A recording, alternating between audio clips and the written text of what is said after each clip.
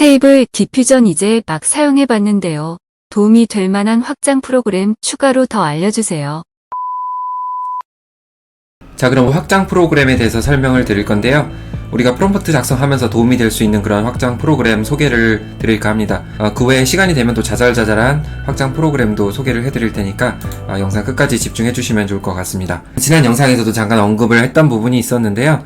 프롬프트 작성 편을 보시면은 여러가지 상황을 랜덤으로 돌려볼 수 있는 그런 와일드 카드를 활성화시킬 수 있는 다이나믹 프롬프트라는 확장 프로그램입니다. 자, 그럼 어디 있는지 확인을 해보겠습니다. 일단 여기서 두 번째 한번 들어있는지 검색을 해 보겠습니다. 자, 서치 여기서도 검색을 할 수가 있습니다. 자, 있나요? 자, 다이나믹 프롬프트라는 기능이 여기 있죠. 그죠? 영어명으로 쳤을 때 안 나오는 경우도 있고 이렇게 한글명으로 변경된 경우도 있으니까 두 가지를 한번 검색을 해보시는 것도 도움이 될 것 같습니다. 자, 여기 보면 무작위 조합 프롬프트 생성을 위한 문법과 복잡한 와일드카드 구조를 지원한다고 써있죠. 설치를 하겠습니다. 자, 여기 다이나믹 프롬프트 설치가 됐죠? 그러면 업데이트 확인도 한번 해보고요. 네, 이렇게 확인을 해보고 UI 재시작을 하겠습니다. 네, 이렇게 변경돼서 다시 로딩이 되었고요. 위에서 달라진 이 항목을 볼 수가 있습니다. 와일드카드 매니저라는 항목이 생겼죠.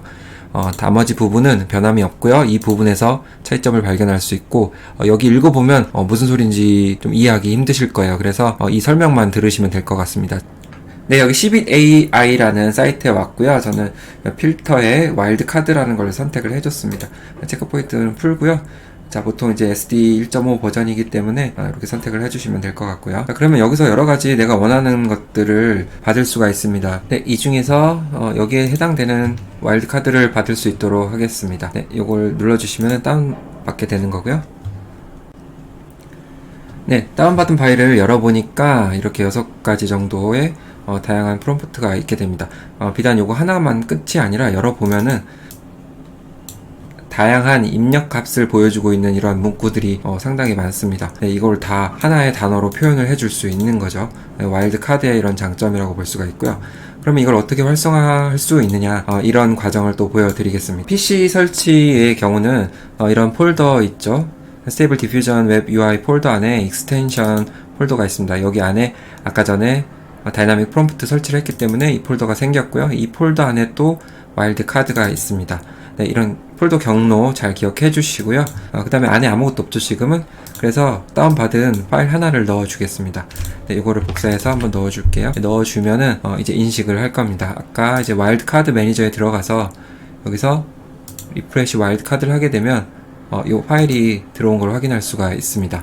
네, 여기 보면은 이렇게 아까 메모장에서 봤던 문구들을 확인할 수가 있고요.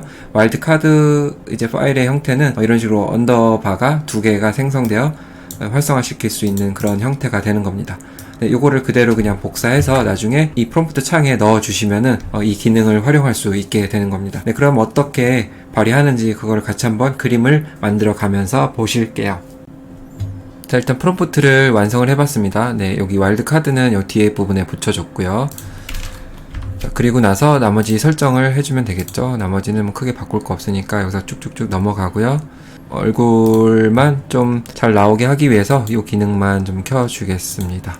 네, 이렇게 해서 경우에 4개 정도만 만들어 볼게요. 네, 이렇게 랜덤으로 다 이렇게 의상이라든지 어떤 포즈라든지 이런 걸 만들어준 거를 확인할 수가 있습니다. 그쵸? 얼굴 잘린 거는 이거를 세로로 바꿔주게 되면은 얼굴이 나올 수 있을 겁니다. 그리고 보통 이제 512, 768 이 수치를 정한 이유는 이게 4대 6 비율이기 때문에 그렇게 정하고 있습니다. 비율은 본인이 원하시는 대로 하시면 될 것 같고요. 자, 이걸 만약에 하나를 더 생성하게 되면은 얼굴이 나올 수가 있겠죠. 네, 이렇게 이제 얼굴까지 다 나온 걸 확인할 수가 있습니다. 다양하게 뽑을 수 있기 때문에 와일드 카드를 어떻게 구성하느냐, 또 어떤 파일을 받아서 적용하느냐에 따라서 여러 가지 고민 없이 이미지를 뽑아볼 수 있는 좋은 기능이라고 생각을 합니다. 네, 그러면 다음 필요한 부분이 프롬프트 작성하면서 자동으로 완성해주는 기능인데요. 같이 한번 살펴볼게요. 네, 확장 기능 들어가서 일단 이 내부부터 항상 찾아보면 방법이 있습니다. 태그 컴플리트인데요. 네, 태그에 관련된 프롬프트는 없기 때문에 외부에서 가져올 수 있도록 하겠습니다. 자, 여기서 받으면 되는데 외부에서 복사해서 자, URL로부터 확장 기능을 설치할 수 있도록 하겠습니다. 네, 이 과정 언제나 똑같죠? UI 재시작. 네, 그러면 아무것도 변경된 게 없는 것 같아요. 근데 하나를 한번 쳐볼까요? 자, 하나를 치니까 여러 가지 프롬프트가 밑에 생기게 됐죠. 그죠? 그러면 우리가 이거를 다 입력할 필요 없이 앞에 소문자만 치더라도 관련된 단어들이 나오기 때문에 그걸 선택해서 해줄 수가 있습니다. 네, 이렇게 프롬프트 작성할 때 조금씩 도움이 되는 확장 프로그램이기 때문에 사용하시면 좋을 것 같고요. 너무 간단하네요, 이거는. 그리고 또 하나 갈게요. 네, 원래는 간단하게 설치하는 거 몇 개만 하려고 그랬는데 좀 더 가겠습니다. 네, 이번에는 자, 요걸 한번 볼게요. 요거 한번 눌러주고요. 우리가 그림 비율을 잘 모를 때 일일이 계산하지 않아도 사용하기 좋은 그런 확장 프로그램인데요. 네, 이 부분에 있네요. Aspect Ratio Selector라고. 자, 요거를 선택을 하겠습니다. 자, 그러면 여기 이제 삽입이 된 걸 볼 수가 있습니다.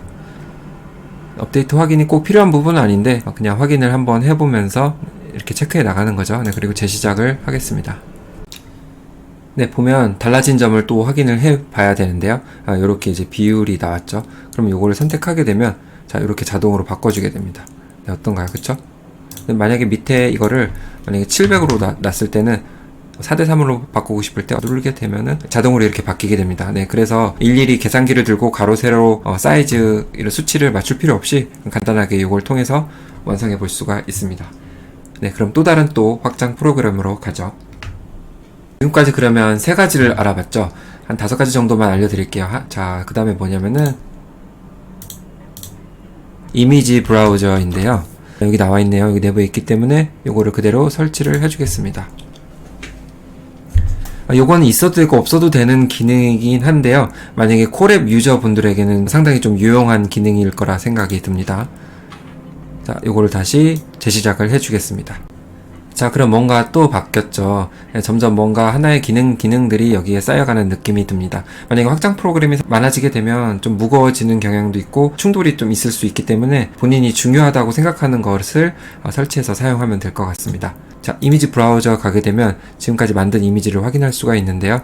안 뜨죠? 그럼 처음 페이지를 누르게 되면 생성했던 이미지를 확인할 수가 있습니다. 네, 사실 PC에서는 이 폴더 내 아웃풋이라는 이제 폴더가 있기 때문에 이 속에 이미지가 다 들어가 있어서 크게 뭐 문제가 되는 상황은 아닌데 있게 되면은 이미지들을 한 번에 확인할 수 있는 그런 또 장점이 있는 거죠.